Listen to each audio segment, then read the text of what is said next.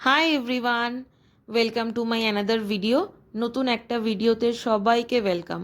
সকালবেলা good morning জানাচ্ছি সবাইকে। সবার দিনগুলো কেমন কাটছে বলো? এখানে মাঝে মধ্যে গরমটা বেড়ে যাচ্ছে, আবার কিন্তু খানিক কমেও যাচ্ছে। এবার বুঝতে পারছি না, দিল্লির গরম তো বুঝতেই পারছো। এবার কীরকম যে গরমকালটা আসতে চলেছে সেটা বলাই বাহুল্য, কারণ ভীষণ আনপ্রেডিক্টেবল ওয়েদার চলছে। কখনো ভীষণ গরম, কখনো ঠান্ডা গরম মেশানো একটা ওয়েদার। এখন বুঝতে পারছি না, পরে নয় এইসব নিয়ে কথা বলা যাবে। সকালবেলা বারান্দায় এসে 7টা 7:30 বাজে, এরকম একটা ঠাটা পোড়া রোদ। যাই হোক, সকাল সকাল উঠে গেছি, অনেকগুলো কাজ ছিল হাতে, সেগুলোও সেরে ফেলেছি। বেডরুমটাকে ক্লিন করে নিলাম, কারণ রিসেন্টলি সুদীপ জানালো যে ওর কাজ শেষ হয়ে গেছে। ও আর কি ট্রেনে করেই আসবে, ফ্লাইটের টিকিটের অনেক দাম বলছে, কারণ দিল্লি টু মুম্বাই ফ্লাইট বা মুম্বাই টু দিল্লি এরকম ফ্লাইটের খুব অসুবিধা হয়, সেরকম দামটাও বেশি থাকে। তো বললো যে ট্রেনে করেই আসবে। তো আমি বললাম ঠিক আছে, তো 5 তারিখে ট্রেনে করে উঠবে, 6 তারিখে নেমে যাবে, এরকম একটা প্ল্যান ছিল। তো বেডরুমটা ক্লিন করতে করতে হঠাৎ করে আমার কাছে ফোন আসে যে আপনার পার্সেল চলে এসেছে, আপনি কাইন্ডলি নিচে এসে রিসিভ করুন। তো পার্সেল কি, আমার অ্যাডভান্স বার্থডে গিফট। এটা আমাকে মা বাবা দিয়েছে, মানে আমাকে বলতে শুধু আমাকে না, মানে এটা একটা উপলক্ষ মাত্র আমার জন্মদিনের।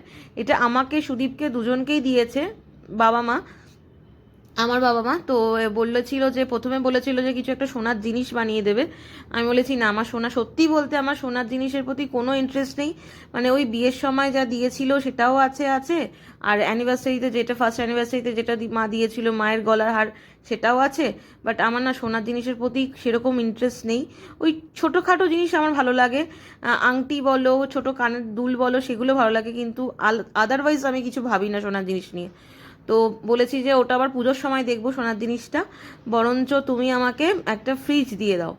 যেটা এতদিন, অনেক দিন ধরে ভাবছিলাম ফ্রিজ নেব নেব। সুদীপও বলেছিল যে গরমকাল আসার আগেই, শীতকালেই, কারণ ফ্রিজটার দামটা খুব কম থাকে। তো সেই করে করে আর নেওয়া হয়নি। যাই হোক, শীতকালটাও কেটে গেছে। তাই বললাম ঠিক আছে, মা বাবা যখন বলছেই, জোর যখন করছেই, তো ঠিক আছে, ও সবসময় না করা যায় না সব ব্যাপারে।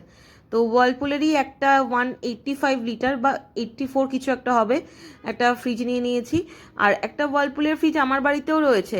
ওয়ার্লপুলের যে ইন্টেলি ফ্রেশ যে মডেলটা আছে, সেই বড় ফ্রিজটা আমার বাড়িতে রয়েছে। তো ওয়ার্লপুলের যেহেতু সার্ভিস আমার ভালোই লাগে, তো ওয়ার্লপুল ব্র্যান্ডটাই নিয়ে নিলাম। ভীষণ ট্রাস্টেড একটা ব্র্যান্ড। আর ভেতরটা খানিকটা এরকম দেখতে। তো আমি ওপেনিং ভিডিও, মানে ওপেনিং ভিডিও করছিলাম যখন বক্সটা ওপেন করছিল, আর ওপেনিংয়ের জন্য একটা রিকোয়েস্টও দিয়েছিলাম যাতে আমাকে বক্সটা ওপেন করে এসে দিয়ে যায়। কারণ এখন দেখেছি নতুন একটা ফিচার স্টার্ট হয়েছে অনলাইনে, যে ওপেন বক্স রিকোয়েস্ট দিতে হয়। তো সেটাই বলছিলাম, আর ভাইটাও বলছিল, ডেলিভারি যে ছেলেটা দিতে এসেছিল, যে ব্র্যান্ডটা ঠিক আছে কিনা দিদি দেখে নাও, তুমি ভিডিও করতে থাকো, কোথাও কোনো ডেন্ট আছে কিনা, কোথাও কিছু লুজ আছে কিনা। তারপর আমি বললাম যে না ঠিক আছে, আমি ভিডিও করছি। তো তুমি প্লাগ পয়েন্ট অলরেডি করা আছে, তুমি ফিক্স করে দিয়ে যাও, কারণ কিনা লাইট জ্বলছে কিনা, কিছু একটা কোনো গন্ডগোল হচ্ছে কিনা। ঠান্ডা তো অনেক পরের ব্যাপার, ঠান্ডা হবে কি হবে না সেটা অনেক পরের ব্যাপার, কারণ অতক্ষণ ছেলেটাকে আমি আটকে রাখতে পারি না। তো যেভাবে মানে নাড়িয়ে নাড়িয়ে ফ্রিজটাকে নিয়ে আসছিল, আমার মনে হচ্ছিল যেন সব খুলে খুলে পড়ে যাবে। তো যাই হোক, ওরা যেহেতু হ্যান্ডেল করে, ওদের জানা আছে ব্যাপারটা। তো ঠিক আছে, ওদের ওর ওর মতো কাজটা করছিল, আমি আর কিছু বলিনি তখন। তো প্লাগ পয়েন্টে দিয়ে একবারে আমাকে দেখিয়ে দিল, ভেতরে আলো টালো একদম ঠিকঠাকই জ্বলছে। তো এইটা আমার অ্যাডভান্স বার্থডে গিফট বলতে পারো। মানে আমার তারপরে তো মানে ডেলিভারি বয় চলে যাওয়ার পরে ঘরের তো লণ্ডভণ্ড অবস্থা। সেই কার্টুনের ভেতরে যে ছোলাগুলো ছিল সেগুলো এদিক ওদিক হয়ে গেছে, তার মধ্যে পাখা চলছিল। সমস্তটা গুছিয়ে উঠতে উঠতে প্রায় অনেকটা সময় চলে গেছে। কোনো রকমে ভাতে ভাত করেছি, ভেবেছিলাম ফার্স্টে জলমুড়ি বা ছাতু মুড়ি খেয়ে নেবো, তারপরে ভাবলাম না, মাথাটা খুব ঘুরছে, অল্প করে সামান্য ভাত বসিয়ে দিই। তো ভাত টাত খেয়ে একদম একটু রেস্ট নিয়ে নিয়েছিলাম। তার মাঝখানে তো অনেক এদিক ওদিক কাজ থাকেই, ধরে নাও সংসারের।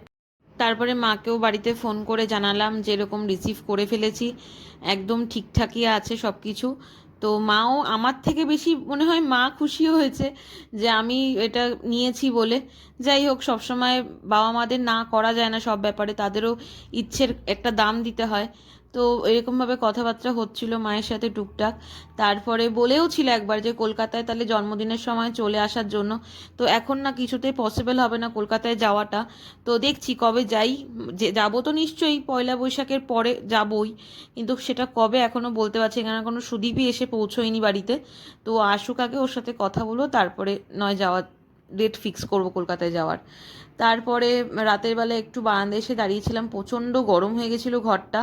বারান্দাটায় রাস্তার দিকে ঘর হলে কি হবে, প্রচণ্ড প্রথমে ধুলো আসে রাস্তা থেকে, যার জন্য ডাস্টিং করতে করতে আমার অবস্থা খারাপ হয়ে যায়। আর বারান্দা দিয়ে না হাওয়াটা খুব একটা আমার ঘরে ঢোকে না। তুমি বারান্দায় দাঁড়ালে হাওয়া পাবে, ঠান্ডা ঠান্ডা লাগবে, কিন্তু ঘরে কিছুতেই হাওয়া ঢোকে না। তারপরে যেহেতু দুপুরবেলা ভাত করেছিলাম, তাই ভেবেছি যে রাতেরবেলা একটু ডিমের ঝোল বানাবো। তো একেবারে না আমি দুটো ডিমের ঝোল বানিয়ে নিয়েছি, রাতে একটা ডিম আর পরের দিন দুপুরে একটা ডিম। ঝোল যখন বানাচ্ছি তাহলে শুধু শুধু একটা ডিমের কেন বানাবো বাবা, দুটো ডিমের একবারে ঝোল বানিয়ে নিয়েছি, পরের দিন দুপুরে নাহলে আবার ভাবতে বসতে হবে। আর এইদিকে ভাত যেহেতু করেছিলাম, তো ভাতটা একটু বেশি করে করেছিলাম, ভাতটা গরম বসিয়েছিলাম, আর ওদিকে অন্য কাজ করছিলাম। কখন যে ভাতের তলাটা ধরে গেছিলো বুঝতে পারিনি, হঠাৎ করে দেখছি একটা পোড়া পোড়া গন্ধ ছাড়ছে। ব্যাস, ভাতের তলাটা কিছুটা ধরে গেছে, তবে বেশিটা ধরেনি, অল্প খানিক ধরে গেছিলো। তারপরে আবার একটু খাওয়া দাওয়া সেরে তাড়াতাড়ি করেই খেয়ে নিয়েছি। খাওয়া দাওয়া সেরে একটু বারান্দায় দাঁড়িয়ে দাঁড়িয়ে একটু ফোন করছিলাম। সুদীপও মোটামুটি ট্রেনে চেপে গেছে, ওর ট্রেনটা তো বললো ঠিকঠাকই চলছে আপাতত, তো সেও আসছে আর কি। প্রায় 16 দিন, মানে 15 দিনের পরে 16 দিনের মাথায় ওর ঠাকুর করে বাড়িতে আসছে। এটা আমি তোমাদের বলতে পারি, এতগুলো দিন না, এর আগেও 11 দিনের জন্য চণ্ডীগড় গেছিলো, তখনও মানে এরকমই একা ছিলাম। বাট এখানে মানে 16 দিন কেটে গেল, তারপরেও আসছে। যাই হোক, কিছু করার নেই, কাজ তো কাজ করতেই হবে। তোমাদের ভিডিওটা ভালো লাগলে অবশ্যই লাইক করো, কমেন্ট করো, আমার চ্যানেলটাকে সাবস্ক্রাইব করো। আমি ডেসক্রিপশনে আমার ফেসবুক আর ইনস্টাগ্রামের লিঙ্ক দিয়ে রাখবো, সেটাকে ফলো করে দিও। ওকে, বাই।